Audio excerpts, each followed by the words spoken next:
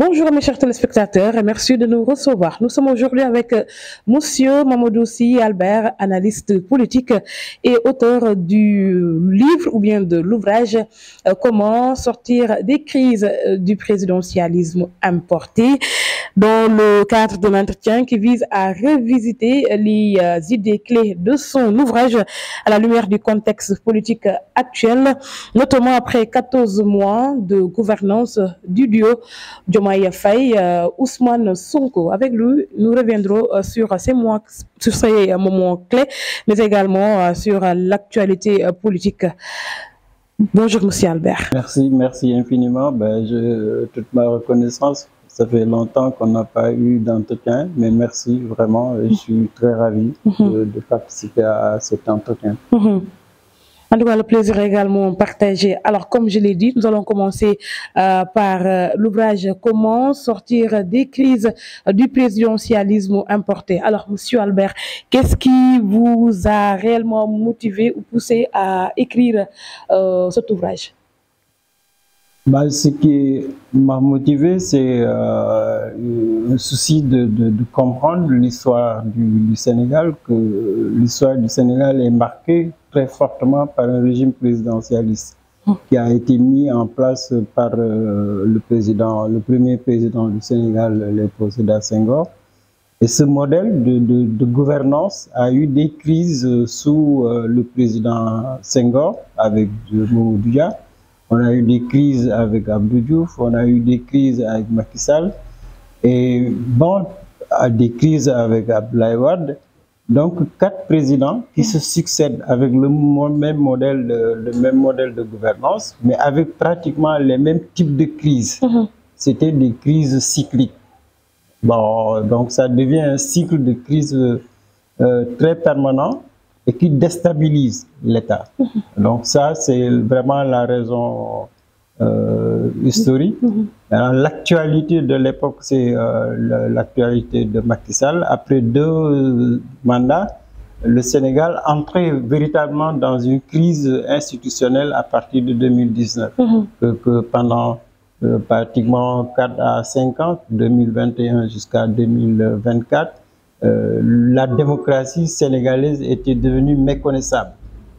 Donc c'est vraiment la crise sous la gouvernance de Macky Sall qui a déclenché ma réflexion pour voir où ça pouvait mener, la crise de Macky Sall, où est-ce que ça pouvait mener, quelle est la solution à la crise qu'on vivait à l'époque. Voilà un peu le contexte et les raisons qui m'ont poussé à écrire ce livre, comment sortir. C'est vraiment une question pour moi essentielle. Comment sortir du présidentialisme, surtout qu'il est importé. C'est-à-dire que ce n'est pas notre modèle à nous, Sénégalais ou nous, Africains, mais c'est un modèle qu'on a hérité de la France. C'est le type de gouvernance post-coloniale que la France avait, c'est ça qu'on a plaqué chez nous. Donc, c'est la raison essentielle, c'est que c'est un modèle qui ne marche pas chez nous. D'accord. Justement, par rapport à ça, la France, qui est le pays colonisateur de plusieurs pays africains, notamment le Sénégal, alors elle a connu pratiquement 5 républiques. Alors, qu'est-ce qui fait que nos États, particulièrement l'État du Sénégal, ne parvient pas du tout à mettre en place sa propre constitution? Nous savons que celle que nous utilisons a été importée de la France. La raison, c'est que on a eu un président de la République, Léopold Sédar Senghor, qui a fait toutes ses études en France. Le président Senghor aussi n'a pas voulu à l'indépendance rompre avec le système français. Il a continué. Senghor aussi, il faut le dire, qu'il a fait partie des responsables qui ont rédigé la Constitution française. Donc lui, il a pris cette constitution française pour l'appliquer au Sénégal. Il avait l'expérience, il était parlementaire, il a fait partie du gouvernement français, il était député. Donc pour lui, le modèle correspondait à ses aspirations. Que c'est un modèle d'un chef d'État. Il est chef d'État comme le chef d'État français. Il a la suprématie sur tous les organes de l'État. C'est lui le responsable de l'État central. Il avait son parti. il avait aussi une cote de popularité avec les populations. Il pensait que ce système correspondait à lui, ce qu'il voulait.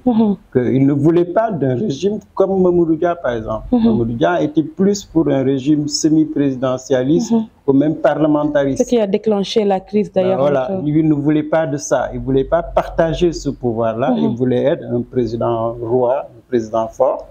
C'est pour ça qu'il n'a pas voulu, il a continué tout simplement le système français. Il n'a pas voulu rompre avec le système français. D'accord, pour Senghor, on peut comprendre, mais par rapport à Diouf, qui peut-être que c'était une continuité, mais Wade qui marquait une première alternance, Macky Sall également, qu'est-ce qui justifiait cela? Eux qui sont, en tout cas bien, qui avaient un ancrage africain. C'est une bonne question parce que c'est vrai que Senghor avait un choix. Il était français avant la décolonisation, il est resté lié au modèle français. Il n'avait pas aussi envie de modifier le projet politique français. Ça, lui, on peut peut-être même l'accepter. Mais par contre, Abdou Diouf, il n'a pas voulu, si vous voulez, réformer le système. Il n'a pas voulu. C'est un administrateur civil. C'est élève de Senghor qui a été formé pendant 10 ans dans le cabinet de Senghor. La Constitution a été révisée par Senghor pour que Diouf vienne au pouvoir. Donc, Abdou Diouf était prisonnier. Il est pris en otage. Il était censé incarner la continuité.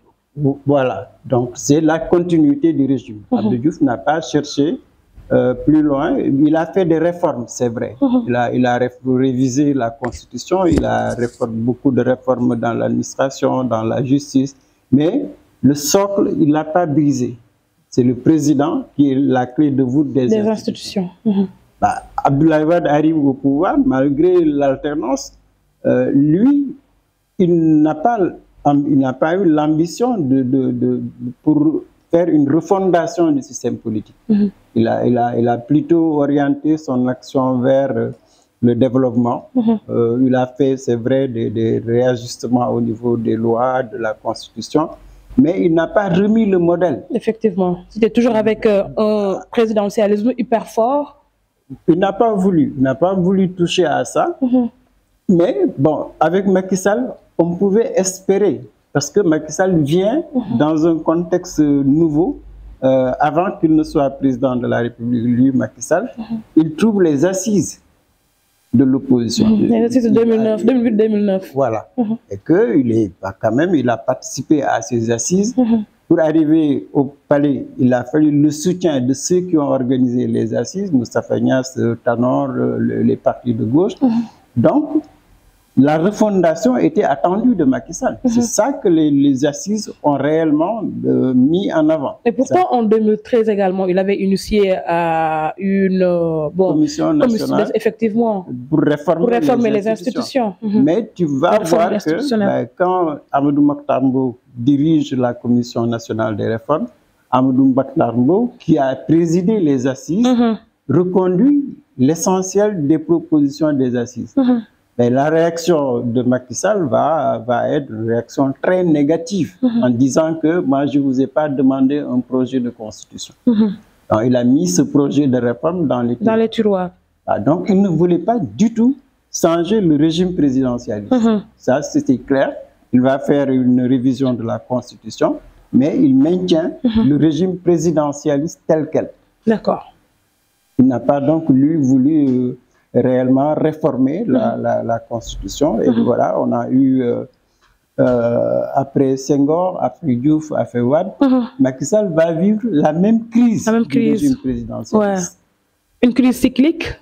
Cyclique, elle devient cyclique. Parce qu'à partir du moment où les 4 présidents se succèdent, ils gardent le modèle, ils vivent pratiquement les mêmes crises au niveau institutionnel. D'accord. C'est un président très fort, c'est vrai, mais un président très faible parce qui n'a pas de capacité pour gérer son pays. C'est ça la crise. Que tu as un homme très fort qui a tous les pouvoirs, mais qui est très faible par rapport à sa société. D'accord. Que les syndicats sont en révolte, les jeunes sont en révolte, les femmes sont en révolte, tous les secteurs sont en révolte. Les gens ne se sentent pas dans sa gouvernance. à part le Premier ministre qui est infusible, le président, il ne maîtrise à la limite rien. C'est-à-dire que tout se retourne contre le président de la République. D'accord, nous y reviendrons. Alors, en 2024, comme vous l'avez si bien dit, donc le Sénégal a connu une, en tout cas, intense crise. Heureusement que nous avons parvenu à élire un président démocratiquement. Le président Bassirou Diomaye Diakhar Faye accède à la présidence. Alors, en tant que 5e président, mais également ce qui marque la 3e alternance politique. Après 14 mois de gouvernance, donc comment appréciez-vous le fonctionnement du duo Diomaye-Ousmane Sonko? Quelle lecture en faites-vous? Disons que c'est plus qu'une alternance quand même, parce que c'est une alternative, en ce sens que Diomaye est candidat d'un parti politique, le PASTEF, d'une grande coalition Diomaye président, mais cette coalition est élue sur la base d'une rupture. C'est un engagement de rupture. Avec ce qui se faisait. Avec ce qui se faisait comme type de gouvernance politique et économique. Donc ça, on a un nouveau paradigme.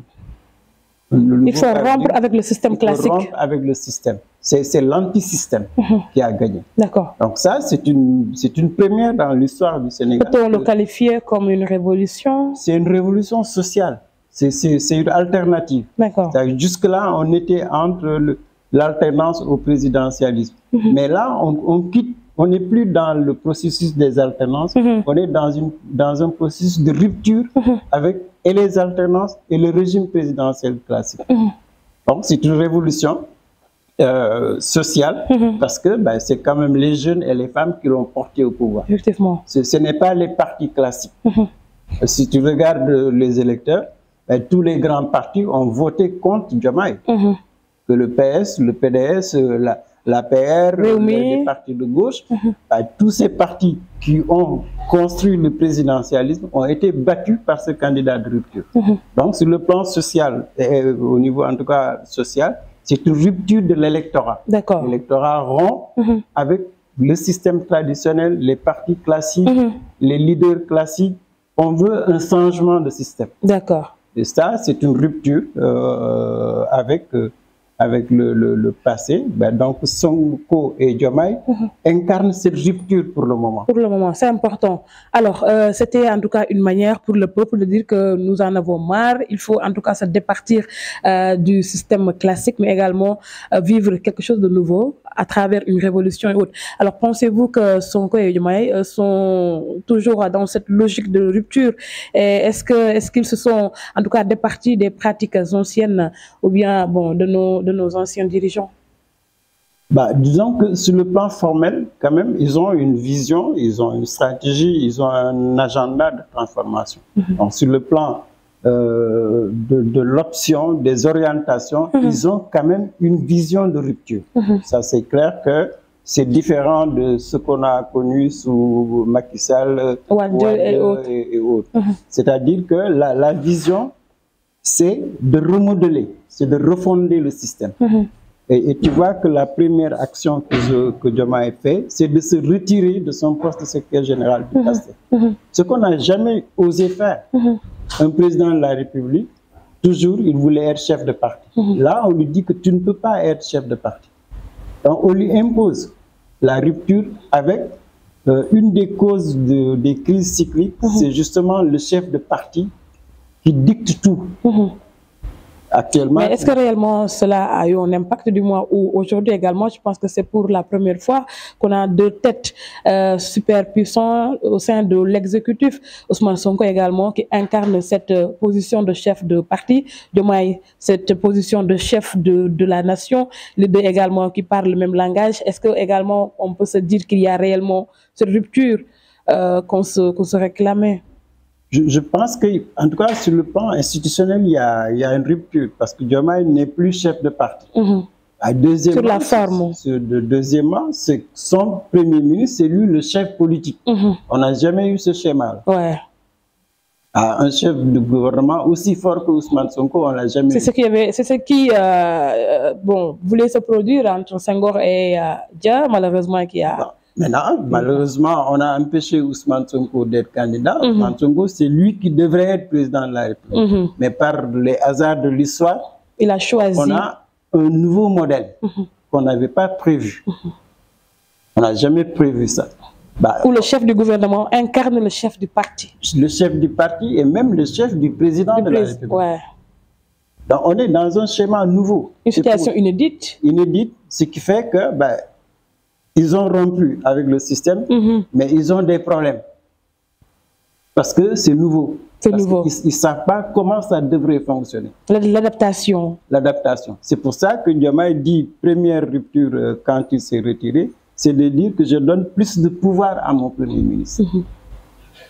Comment analysez-vous cette situation? Parce qu'également, à travers une sortie, il avait annoncé qu'il voudrait avoir un Premier ministre super fort. Super fort comment? Avec en tout cas les prérogatives que lui lègue la Constitution. C'est là la difficulté. C'est-à-dire qu'il n'a pas encore réformé juridiquement. Mais dans la tête, il sait qu'il ne peut pas être président comme les anciens.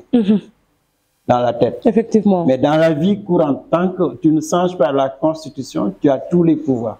Alors, il est prisonnier de cet héritage-là.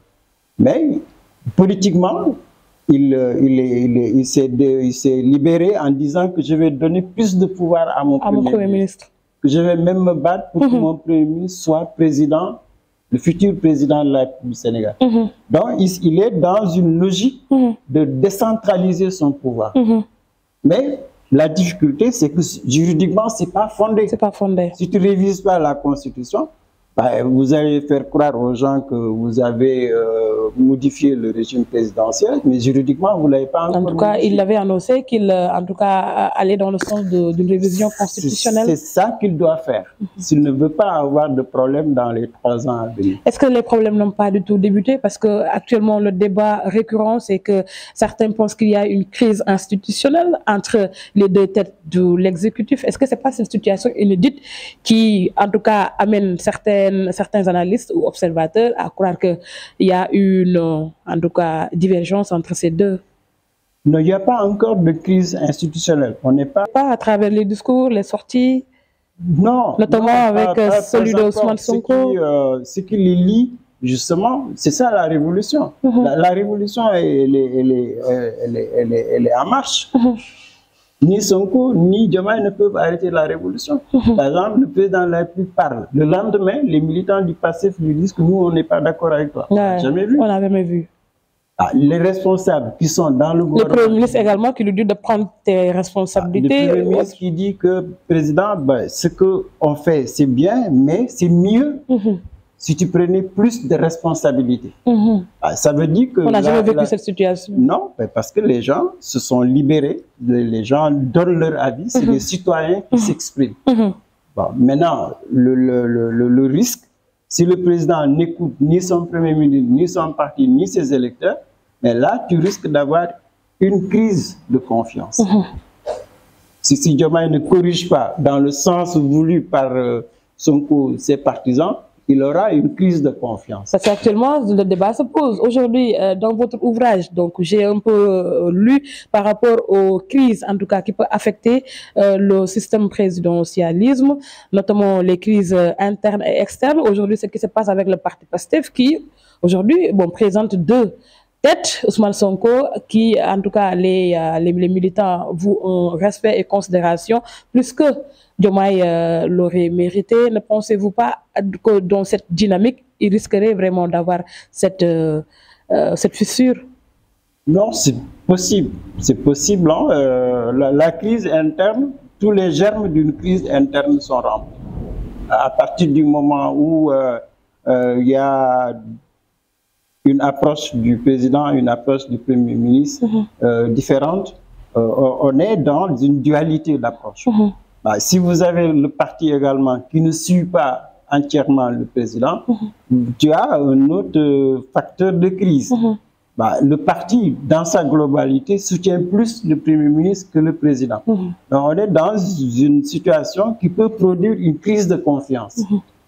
Mais tant qu'elle n'est pas ouverte, on ne peut pas parler de crise. D'accord. Si Ousmane Sonko démissionnait du gouvernement, là, on aura de fait une situation de crise réelle, interne. Elle va être interne. Qui peut affecter également... Dès que tu as une crise interne entre au sein de l'exécutif, entre l'exécutif et le parti, nécessairement, tu auras une crise externe.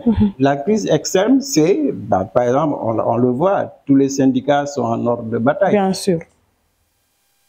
Si le président ne trouve pas la solution aux greffiers, à la famille de la justice, à la santé, si ça se prolonge sur 3 mois, 4 mois, tu auras une crise externe. Externe, d'accord.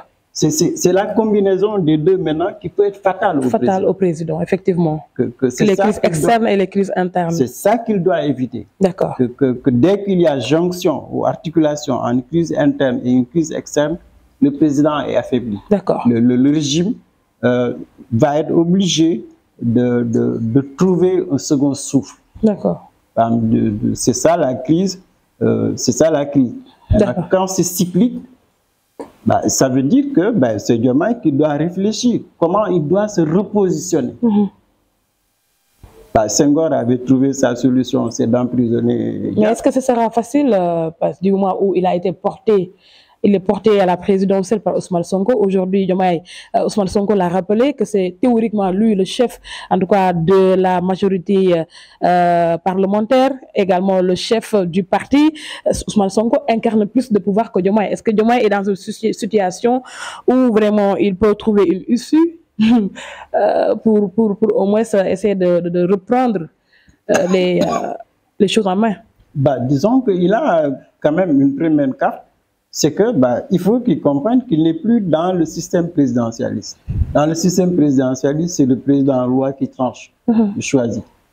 Mais on n'est pas dans ce système. Si Diomaye seul prend une décision, il va au mur. Ouais. C'est son contexte d'ailleurs. La solution, c'est, il a une solution. C'est-à-dire que dans la révolution, tu as un mandat. La révolution, c'est un mandat que tu as. Ce n'est pas toi qui définis le mandat. C'est le peuple qui te dit, voilà le mandat, voilà que tu as. Veut faire. D'accord. Si tu veux avoir la paix avec les gens, c'est de revenir au projet que tu as accepté avant d'être président. D'accord, c'est important. Donc, tu te réconcilies avec les mandataires. Tu leur dis, voilà, peut-être que je me suis trompé ou peut-être pas. Mais en tout cas, du point de vue du programme, voilà ce qu'on va faire. Je respecte mes engagements. Il faut qu'il rassure son électorat. D'accord. Que s'il arrivait en tout cas à parler à son peuple pour dire que voilà ce qu'on va faire en intelligence avec Ousmane Sonko, avec son parti, qu'il aille même discuter avec les militants. Quand même, c'était lui le secrétaire général du PASTEF. C'est important. Il connaît mieux le PASTEF que Sonko. Donc, ce langage de vérité-là, il faut qu'il accepte de se... Bon, heureusement quand même qu'il a des qualités. Hein. C'est un jeune, il est humble. Très posé, d'après certains. Structuré, très posé, qui n'est pas très conflictuel. Bon, il ne faut pas te créer une crise. Certains même disent deux tempéraments différents. Oui, il est différent de Sonko. Ce n'est pas les mêmes personnalités. Oui, ce n'est pas les mêmes personnalités. Il a sa personnalité. En 14 mois, aujourd'hui, il incarne tous les attributs du chef de l'État. Il a appris très vite, il s'impose, il a une carrure, il a son style. Il s'est mis dans la peau du chef de l'État. C'est une forte personnalité. C'est important. Maintenant, qui est peut-être modeste, qui ne veut pas trop de conflits, effectivement, qui ne parle pas trop fort. C'est son style à lui. Mais attention quand même, il peut surprendre beaucoup de gens. Donc, il l'a rappelé dans son précédent discours qu'il voudrait également, ou bien qu'il voulait gouverner, en tout cas dans la paix, donc, ou dans la cohésion également. Mais nous allons, on peut rester sur cette révolution que, bon, entre guillemets, le PASTEF a marqué. Que pensez-vous de la justice? Parce que lorsqu'on parle de république, on pense à la démocratie, à la liberté d'opinion, à la liberté de presse, à la liberté d'expression, à la justice également. Aujourd'hui, à la justice précisément, par rapport aux arrestations des opposants, des activistes, des chroniqueurs, pensez-vous que nous sommes sortis de ces crises cycliques avec ce qui se faisait auparavant, ou bien nous sommes toujours dans la même situation? Non, je pense qu'on est sorti de ça. Diomaye a pris sa décision. Il ne va pas se mêler au fonctionnement de la justice. C'est clair qu'il a fait ses choix. C'est une justice indépendante qu'il veut. Bah, il a réorganisé le ministère. Il a mis en place des structures qui gèrent le paquet financier judiciaire, par exemple. La Haute Cour de justice, demain ça va être la Haute Cour constitutionnelle. Donc c'est quelqu'un qui est décidé à rompre avec la justice inféodée au chef de l'État. Il ne va pas se mêler au fonctionnement de la justice. Mais jusque-là, il siège au niveau du Conseil supérieur de la magistrature. Le parquet également reste le même. C'est le seul hic. À mon avis, il doit rompre, il doit quitter. Définitivement. Définitivement. C'est ça qui le grandirait. C'est ça, c'est le cordon qui reste. Ils veulent l'emprisonner dedans. Ça, c'est les magistrats. Est-ce que ce n'est pas ce qui fait dire à certains que la main du président ou bien du Premier ministre est derrière ces arrestations, ces convocations? Non, voilà, c'est très différent. Vous regardez, par exemple, les gens qui sont en prison. Ce n'est pas des chefs de parti. Il n'y en a pas. Mais qui s'opposent au régime actuel. Oui, mais ce n'est pas des chroniqueurs qui s'opposent. C'est des chroniqueurs qui ont dénaturé la fonction. Ce n'est pas des journalistes. Qui sont entrés dans d'autres fonctions. C'est parce que le système qui est passé a utilisé ces chroniqueurs contre l'ancienne opposition. Tous ces chroniqueurs appartiennent à l'APR. Tous ces chroniqueurs appartiennent à la mouvance présidentielle. Tous ces chroniqueurs sont payés par les anciens responsables. Mais est-ce que cette situation n'amènerait pas, en tout cas à certains au niveau national et international, à dire que bon, l'État continue les anciennes pratiques, parce que également c'est ce que nous reprochions au président Macky Sall, Abdoulaye Wade, entre autres. Est-ce qu'également nous ne devrions pas sentir cette liberté d'opinion, d'expression, que vous soyez de l'opposition ou bien de la mouvance présidentielle? Non, je pense qu'il n'y a pas d'atteinte grave à la liberté d'expression. Tu lis les communiqués des partis politiques, bah, c'est des communiqués qui sont incendiaires. Les gens ne masquent pas, ils critiquent ouvertement les orientations. Tous les partis politiques de l'opposition n'ont aucun problème. Tu prends l'Assemblée, ben, ce que Aïssata Tall dit, bah, c'est pas de la pommade, hein. C'est elle attaque. Donc, du point de vue de elle est dans son rôle, ou bien ils sont dans leur rôle. On n'y peut rien. C'est ça notre démocratie. On a des leaders d'opinion qui ne sont pas inquiétés depuis 14 mois. Mais ceux qui sont inquiétés, la particularité de cette affaire de chroniqueur, c'est que c'est l'injure. Par exemple, le cas de Abdou Nguer, Badara Gadiaga, Moustapha Diakhaté, est-ce qu'on peut parler d'injure? Est-ce qu'il n'y a pas de délit d'opinion dans leur affaire? Je ne pense pas. Je ne pense pas qu'il y ait délit d'opinion. Vous savez, l'opinion fait partie de notre démocratie. On ne peut pas empêcher quelqu'un d'avoir une opinion. Mais par contre, on ne peut pas accepter l'injure. C'est notre culture qui est comme ça. Abdoulaye Wade, je ne sais pas si vous vous souvenez de la violence contre Abdoulaye Wade. Abdoulaye Wade, quand même, on lui doit beaucoup. Mais les Sénégalais se sont révoltés contre lui. Personne n'a jamais injurié Abdoulaye Wade parce que tu n'oses pas le faire. Qui oserait insulter Abdoulaye Wade devant une télé? Quels que soient les reproches, même jusqu'à présent, qui ose injurier Abdoulaye Wade? Personne. Ce n'est pas dans notre culture. Maintenant, les chroniqueurs, c'est qu'ils n'ont pas d'éducation aux médias. C'est l'absence d'éducation. Mais tu peux critiquer quelqu'un, tu peux dire tout ce que tu penses, sortir tout ce que tu as dans le cœur, mais l'injure, elle est intolérable.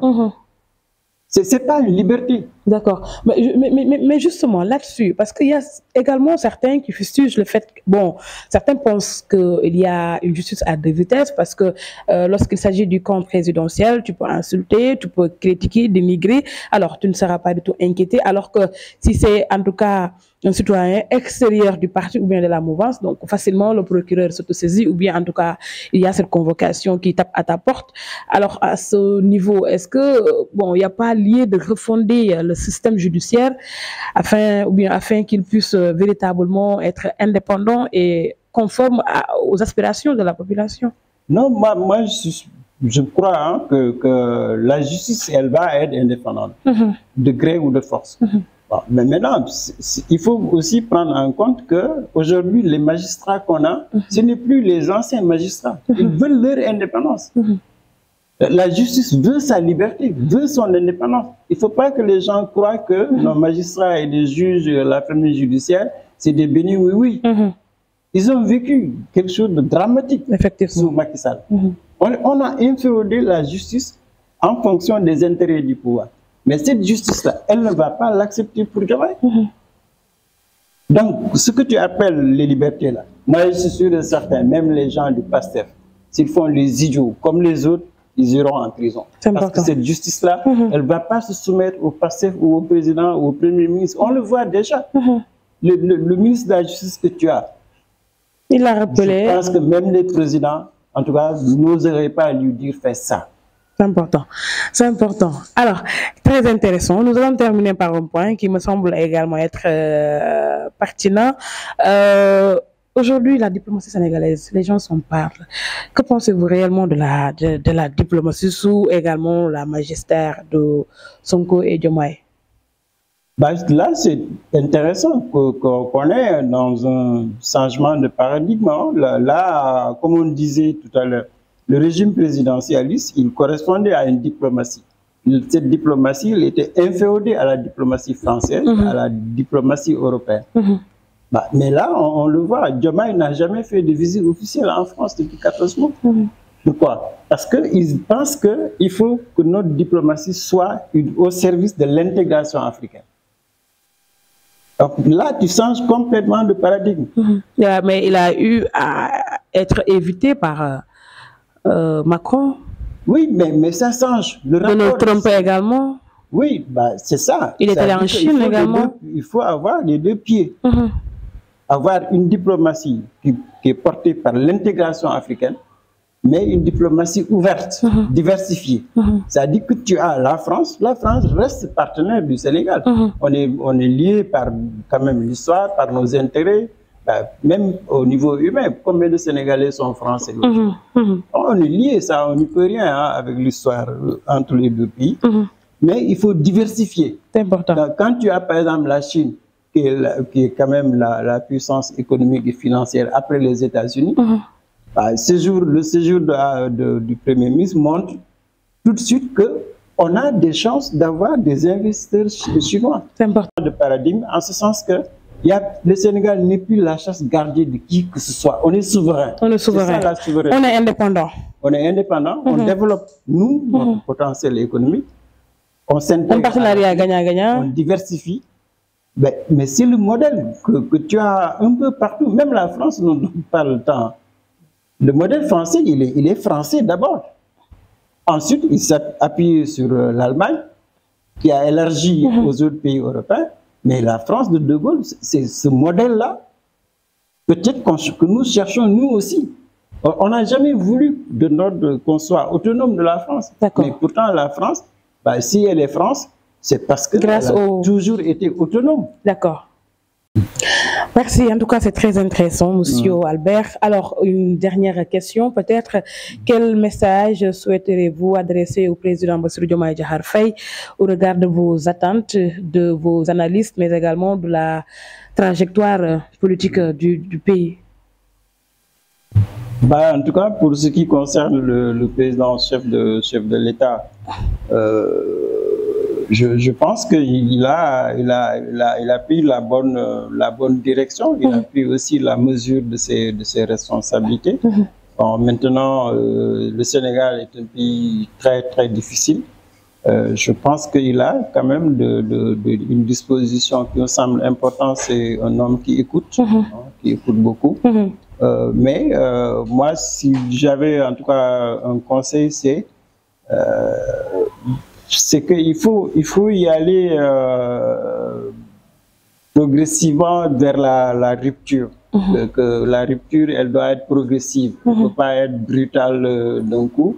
Mais il faut rompre. Il faut aller progressivement vers la rupture, tout en étant évidemment lucide que les conséquences d'une rupture sont toujours douloureuses. Et comme tu l'as dit tantôt, c'est une révolution qui a été faite en 2024, qui aura des conséquences. Je crois qu'il faudra beaucoup plus d'écoute, surtout que aujourd'hui, quand même, quoi qu'on dise, les jeunes attendent beaucoup du président de la République.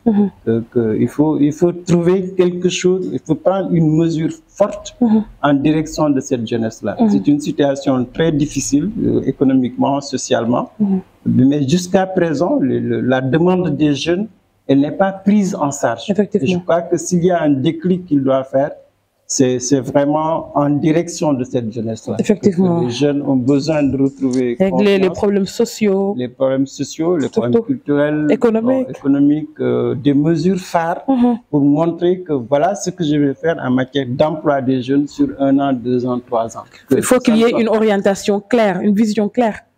Je pense que ça... on parlait tout à l'heure de la justice, des réformes, de la démocratie, les libertés, mais tout ça c'est bien comme projet. Mais le projet des jeunes, c'est l'emploi, l'insertion. L'entrepreneuriat, l'emploi, la formation. Il faut faire du concret. Ils ont par exemple 8 pôles de région. Qu'est-ce qui est réservé pour les jeunes? Dans chaque région, que tu aies un projet pour dire voilà ce que j'entends faire en matière de formation, en matière d'emploi, en matière d'insertion, en matière de participation à la démocratie, dans chacun des 8 pôles, mais qu'on voit un pôle jeune. Très important. Et je crois que ça, quand même, je crois qu'il devrait écouter davantage et mettre en place des projets jeunes, pour dire clairement les choses. C'est un impératif, du moment où ils ont été portés par la jeunesse sénégalaise. Et aujourd'hui également, le rapport de l'ANSD nous dit que plus de 75% de la population a moins de 35 ans. Alors nous avons une population juvénile où également l'âge médian est égal à 19 ans. C'est très important également, en tout cas, d'orienter ces projets envers cette couche très vulnérable. C'était un plaisir, monsieur Mamadou Sy Albert, de vous, en tout cas, d'avoir cet entretien avec vous, très riche également en enseignement. Alors, je rappelle qu'il a écrit beaucoup d'ouvrages, notamment celui de comment sortir des crises du présidentialisme importé. Donc, c'est lui d'ailleurs qui a fait l'objet, en tout cas, de cet entretien. Donc, nous avons beaucoup appris. C'était un plaisir. Merci. Merci beaucoup infiniment. On a longuement discuté. C'est toujours un plaisir, en tout cas, de m'entretenir avec vous. Vraiment, c'est un plaisir partagé. Merci beaucoup. Merci également à vous qui nous suivez, à mes chers téléspectateurs, internautes, mais également auditeurs. Restez connectés. Alors, prochainement, je reviendrai avec une autre ou bien avec un autre invité dans d'autres sujets d'actualité. Restez connectés avec les programmes de la télé Sen Jeune TV. Merci à tout le monde.